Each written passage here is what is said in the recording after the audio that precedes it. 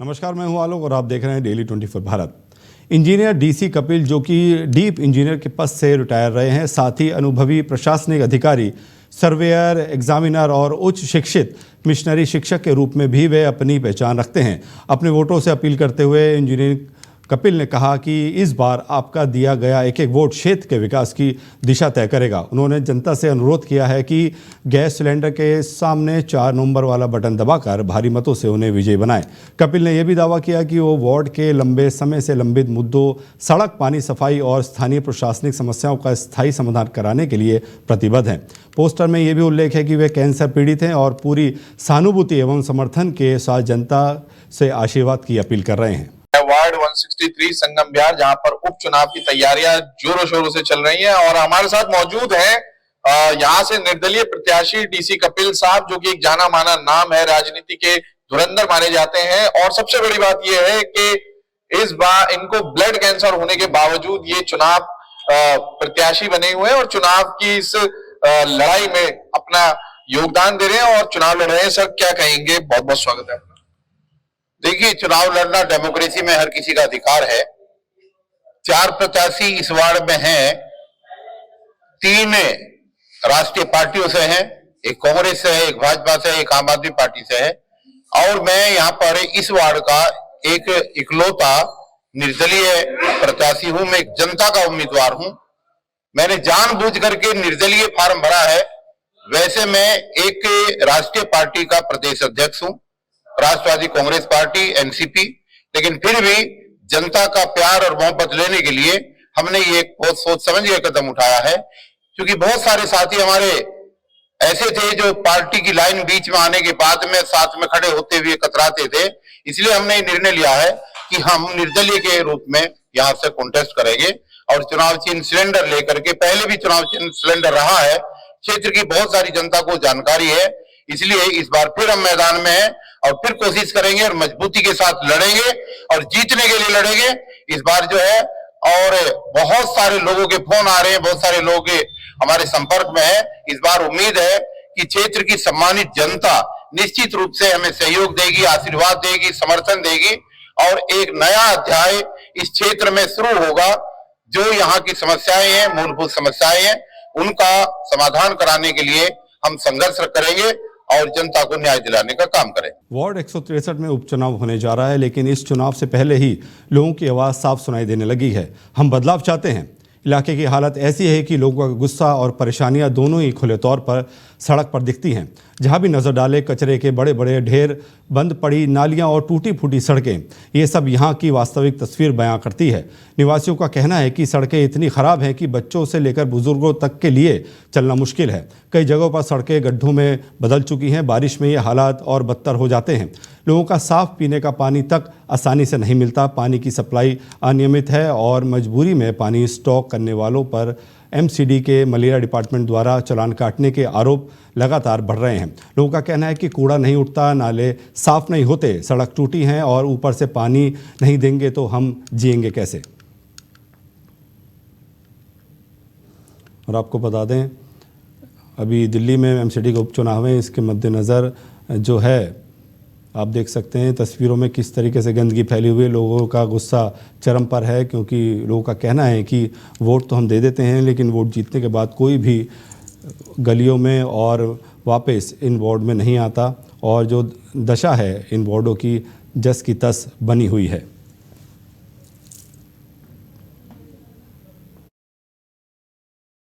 पानी भी ना आवे।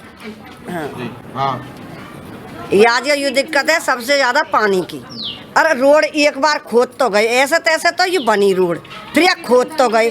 अब ये ऐसी है कि ऊपर खाबड़ जो परिये रोड हैं, इसमें खेले गिरे हैं, ये बालक क्या करें। और सबसे ज्यादा तो है पानी की दिक्कत है। आपके सामने जो पुलिया बनी हुई है वो इस रोड से 3 फुट ऊंचा है। पानी जाएगा कैसे गली का? और वो कई घंटों में खाली होता है। कहना अब भी ये 3 फुट नीची है और पुलिया ऊंची है। सामने है, देखिए ना, ये सुनो, और पुलिया 3 फुट ऊंची है। हाँ जी। तो जब इस गली का पानी पुलिया की वजह से आगे जाता ही नहीं है। जाता अगर 3 घंटे 4 घंटे में खाली होता है। पानी भी ना आवे। और आपको बता दें ये समस्या लोगों की है। उनका कहना है कि जो कूड़े के ढेर गलियों में पड़े हुए हैं, नालियाँ टूटी हैं और बारिश के समय में सड़कों पर पानी भर जाता है। एमसीडी के चुनाव होने हैं और एमसीडी की जो कार्य है वह एमसीडी विभाग नहीं कर रहा है और पार्षद भी चुनाव जीतने के बाद नज़र नहीं आते हैं। और इस मुद्दे पर हमारे साथ जुड़ रहे हैं बीजेपी प्रवक्ता शुभेंदु अवस्थी। शुभेंदु जी, दिल्ली में एमसीडी के चुनाव हैं लेकिन बावजूद इसके लोगों का कहना है कि गलियां में जो कूड़े के ढेर लगे हुए हैं, नालियां टूटी हैं और पार्षद जीतने के बाद नजर नहीं आते। देखिए आलोक जी, दिल्ली में भाजपा की सरकार आने के बाद हम लोगों ने बड़ा काम किया और जो बड़े लैंडस्लाइड्स थे उनको भी हम खाली कर रहे हैं जी। और साथ में जो आपने ये रोड की और इसकी बात बताई है, इसका इंफ्रास्ट्रक्चर के काम चल रहे हैं। मेरे को लगता है कि जो हमने आप लोगों से 3 साल का समय मांगा है उसमें ये सब चीजें पूरी होंगी। पिछली सरकारों ने जो 11 साल सरकार रही उसने हमारे लगभग 13,000 करोड़ रुपए तक दिए नहीं, और 13,000 करोड़ रुपए ना देने के कारण जो वो चाहते थे कि हम एमसीडी में काम ना कर सके हैं, और इसलिए बहुत सारी जो व्यवस्थाएं थी जो एमसीडी के थ्रू होती थी, जो रोड बनता था, खड़ंजा लगता था, रोड साफ होती थी, उसके अंदर आदमी लगते थे, वो सब चीजें ठीक तरीके से नहीं हुई। तो कुछ एक ऐसे इलाके हैं जहां पर बहुत गंदगी है, सफाई होने में वो व्यवस्थाएं नहीं आ रही हैं। फिर भी पहले के कंपैरिजन पे अब बड़ा चुस्त तरीके से काम हो रहा है और हमको लगता है आने वाले समय पे हम ये सब चीजें और अच्छी तरीके से कर सकेंगे। पहला विषय। लेकिन शुभेंदु जी, मेरा आपसे सवाल ये है कि पिछले 15 साल एमसीडी में बीजेपी रही, लेकिन बावजूद इसके गलियों का जो हाल है बहुत खराब स्थिति में है। मैं वही कह रहा हूँ, जो 11 साल फ्रेम में तो भैया आऊँ तभी तो आवाज तो फट रही है। आम आदमी पार्टी के जो 11 साल रहे उसमें उसने लास्ट के 17 के बाद हमको कोई भी पैसा नहीं दिया। 13,000 करोड़ रुपए होल्ड कर लिए, हमारी जो एमसीडी को पैसा मिलना चाहिए था, उसके कारण व्यवस्थाएं खराब हो गई। अरविंद केजरीवाल जी ने जानबूझ के ये किया। कारण ये था उनका ये करने का कि वो जो लोग हैं, जो भारतीय जनता पार्टी के लोग हैं, जो पार्षद हैं, वो नहीं कर पाएंगे और उनकी सरकार आ जाएगी एमसीडी में भी, और सरकार आई भी। पर आपने देखा होगा कि 1 साल भर के अंदर ही वो सरकार टूट गई। तो जो जैसा करता है वैसा भरता है। मेरा मानना है कि हम लोगों ने बहुत युद्ध स्तर पर रेखा गुप्ता जी की सरकार काम कर रही है, और जो इलाके, काफी सारे इलाके ऐसे थे। और आज का जो मैं आपको एक इंफॉर्मेशन देना चाहता हूँ आलोक जी, कि रेखा जी की सरकार ने आज तय किया है कि हर विधायक को, 70 विधायक को, ऐसा नहीं है कि खाली बीजेपी के विधायक को, 70 विधायकों को 10-10 करोड़ का एक फंड दिया गया है दिल्ली सरकारों ने, कि अपने एरिया के अंदर जो 700 करोड़ का बजट है टोटल, जो 10 करोड़ रुपए में खर्च करके जो ये मूलभूत व्यवस्थाएं हैं, झुग्गी झोपड़ी की जो आप दिखा रहे हैं, उसको ठीक करें। तो आज ही का ये इंफॉर्मेशन है जो आपको मैं दे रहा हूँ। इस तरीके से हर एमएलए को 10 करोड़ का फंड दिया जा रहा है, जिससे कि झुग्गी झोपड़ी इलाके के अंदर मूलभूत व्यवस्थाएं उनको स्थापित कर सकें। लेकिन शुभेंदु जी, आप कांग्रेस सीधा इल्जाम लगा रही है कि जो 10 करोड़ का फंड मिलता है वो उसका जमीन पे इस्तेमाल ही नहीं किया जाता, और कई विभाग ऐसे हैं कि जहां पर कर्मचारी ही नहीं है लेकिन उनके नाम का जो है फंड वहां पे मौजूद होता है। देखिए आलोक जी, झूठ है कांग्रेस का। कारण क्या है कि अब कोई ऐसा अधिकारी नहीं है, क्योंकि सबको बायोमेट्रिक अटेंडेंस लगती है और उनका वर्चुअली टाइम मॉनिटर्ड होता है, कितने बजे आए और कितने बजे गए। इसलिए कांग्रेस को इल्जाम लगाना तो उनकी एक आदत भी हो गई। अभी उन्होंने वोट चोर, गद्दी चोर, वोट चोर के लगाया था इल्जाम, बिहार में किया हुआ। आलोक जी, आप तो जानते हो झूठे इल्जाम लगाने में कांग्रेस के लोग बहुत पारंगत है। मेरा तो ये कहना है कि भैया आप इल्जाम लगाओ, कुछ करके दिखाओ, ना दिल्ली में हो, ना बिहार में हो, ना कहीं हो। आपको इल्जाम लगाना है तो जमीन पे आके दिखाओ। कहीं आपने आलोक जी देखा पिछले कुछ एक महीनों में, जब से दिल्ली में भाजपा की सरकार आई है, या उससे पहले भी लोकसभा के बाद भी, कहीं भी कांग्रेस का कोई प्रवक्ता, नेता किसी गली कूचे में खड़े होकर कह रहा हो कि ये कूड़ा है, इसको हटवा लो, वो जमीन पे भी नहीं है। आसमां तो वो रह ही नहीं पाए क्योंकि अब उनकी सरकार नहीं है, पर उनको जमीनी स्तर पे भी काम नहीं करना आता। पिछले 11 साल से भी वो गायब रहे। अरविंद केजरीवाल जी की सरकार पर, कभी उनका साथ देते थे, कभी उनके साथ खड़े होते थे, कभी उनके विरोध में खड़े होते थे। आपने देखा था लोकसभा में उनके साथ खड़े थे और विधानसभा में उनके अगेंस्ट खड़े थे। तो ये कांग्रेस का अपना चरित्र है, उनकी बातों को बहुत सीरियसली कोई नहीं लेता, ना राहुल गांधी को लेता है, ना उनके किसी प्रवक्ता और नेता को लेता है। तो इस बार शुभेंदु जी मैनिफेस्टो में क्या है आपके जनता के लिए? हमारा ये कहना है कि ये जो 12 सीटें हैं, इन 12 की 12 सीटों को हम जीत रहे हैं। शुभेंदु जी, आपको बता दूं कांग्रेस प्रवक्ता जयप्रकाश भी हमारे साथ जुड़ गए हैं। जी शुभेंदु जी, मैं तो ये कह रहा हूँ कि 12 मेरा एक डिबेट में जाना है मेरे को 6-15 पे, तो मैं यही कहना चाहूंगा, अपना स्टेटमेंट देना चाहूंगा कि हम 12 की 12 जयप्रकाश जी, आपका आरोप था कि 10 करोड़ का जो फंड आता है वो जमीन पे खर्च ही नहीं होता। जयप्रकाश जी, कांग्रेस जमीनी स्तर पे कहीं नहीं है। जयप्रकाश जी, जहाँ पे वो आवाज आ रही जमीनी मेरी स्तर पे आपको? नहीं है। जयप्रकाश जी, आवाज आ रही है आपको? मेरा आपसे सवाल यही है कि आपका आरोप था कि 10 करोड़ का जो फंड मिलता है पार्षद को वो जमीन पे खर्च ही नहीं होता है। मैं तो यही कहूंगा कि कांग्रेस, जयप्रकाश जी से मेरा सवाल है, और हम लगातार जीत रहे हैं, हमारी जीत को कोई नहीं रोक सकता है, और हम तूफानी गति से आगे बढ़ रहे हैं, हम बदलाव भी कर रहे हैं, विकसित भारत के लिए काम कर रहे हैं। और मैं आपसे अनुरोध कहूंगा कि क्योंकि मेरे को अलग डिबेट में इंटर करना है, तो अब मैं यहाँ पे लीव करता हूँ, आप कांग्रेस के प्रश्नों को आप ले सकते हैं। जी शुभेंदु जी, बहुत धन्यवाद हमसे जुड़ने के लिए। तो अभी आप बीजेपी प्रवक्ता हमें बता रहे थे कि किस तरीके से मैनिफेस्टो है, जनता की जो कमियां हैं, जो शिकायतें हैं, वो ज़रूर जीतने के बाद हम दूर करेंगे और तमाम जो फंड है वो जनता की सेवा के अंदर इस्तेमाल किया जाएगा। अभी उन्होंने बताया था कि सीएम रेखा गुप्ता ने जो ऐलान करा है उसका भी हमें दर्शकों को हमने सुनवाया कि क्या कुछ ऐलान किया है सीएम रेखा गुप्ता ने। जियो का लोगो डिज़ाइन करने वाले नीता अंबानी के सिग्नेचर कंसल्ट, जाने माने सिग्नेचर और लोगो कंसल्टेंट मानिक लाल अग्रवाल ने आयोजित की खास सेमिनार, जिसमें लोगों को जागरूक किया और सिग्नेचर थेरेपी के प्रति किया जागरूक।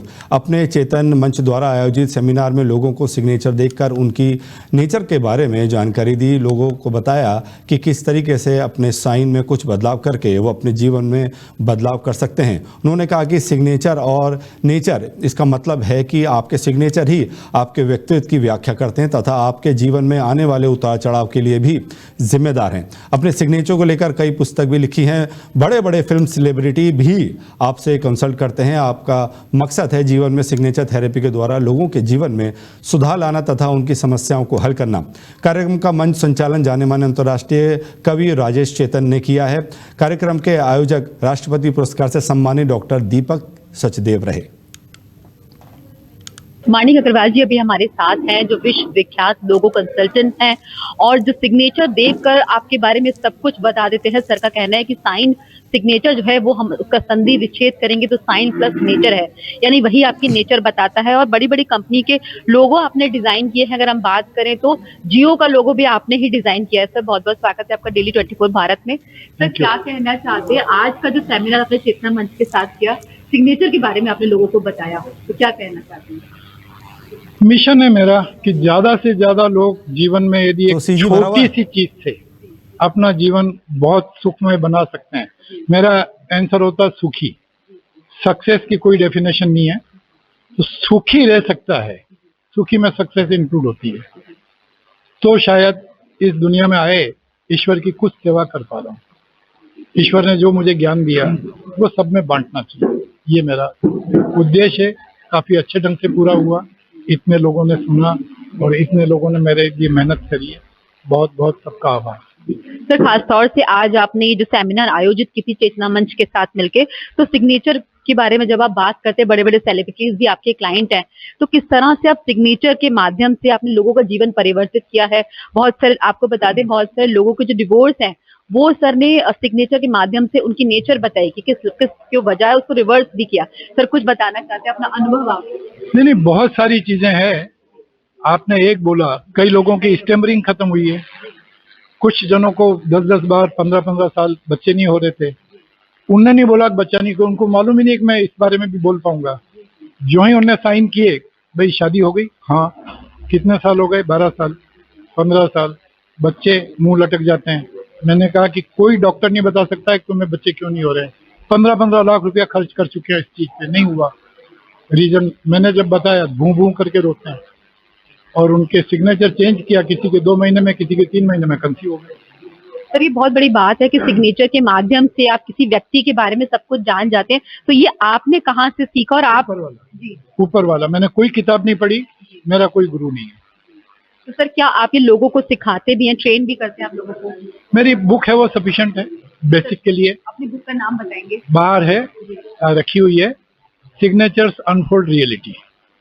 तो माणक लाल जी कोई हमारे चेतना के लिए नया ऐसा कोई व्यक्तित्व नहीं है, पहले भी आपका मार्गदर्शन हमको प्राप्त हुआ है। आज तो ये इत्तेफाक था, ये तीर्थ यात्रा पे निकले हुए थे और तीर्थ यात्रा में कुछ समय डॉक्टर दीपक सचदेवा ने मेडिकल योगा सेंटर के लिए चुरा लिया। और मैं ये मानता हूं कि राम से बड़ा राम का नाम, आप से बड़े आपके हस्ताक्षर हैं जो सब कुछ बता देते हैं। और आपने तो नरेंद्र मोदी जी से लेके और राहुल गांधी से लेके ना जाने कितने राजनेताओं के हस्ताक्षर पर अपना विश्लेषण प्रस्तुत किया है बड़े बड़े चैनल्स के ऊपर। तो आज हमारा सौभाग्य था कि आज माणक जी का सहजता से समय प्राप्त हो गया। कुछ लोगों की जिंदगी में जरूर परिवर्तन होगा, ना जाने कितने तलाक के केस रिजोल्व हो गए। मैं तो इसको कहूँगा कि ये सिग्नेचर थेरेपी है, मैं इसको ये कहूँगा, मेरे एंगल से सोचूं मैं तो जैसे ये भी एक थेरेपी है जो आपके सिग्नेचर को ठीक करके और आपके व्यवहार को बदला जा सकता है। मैं चेतना में हम ऐसे आयोजन करते रहते हैं। मैं चेतना के कार्यक्रमों से जुड़ने के लिए इस वीडियो के माध्यम से अपील करना चाहता हूं कि जो भी चेतना से जुड़ना चाहते हैं वो इस अभियान से, इस यज्ञ से जरूर जुड़ें। 150 वर्ष से अधिक पुराने पोस्ट ऑफिस की पारंपरिक छवि अब तेजी से बदल रही है।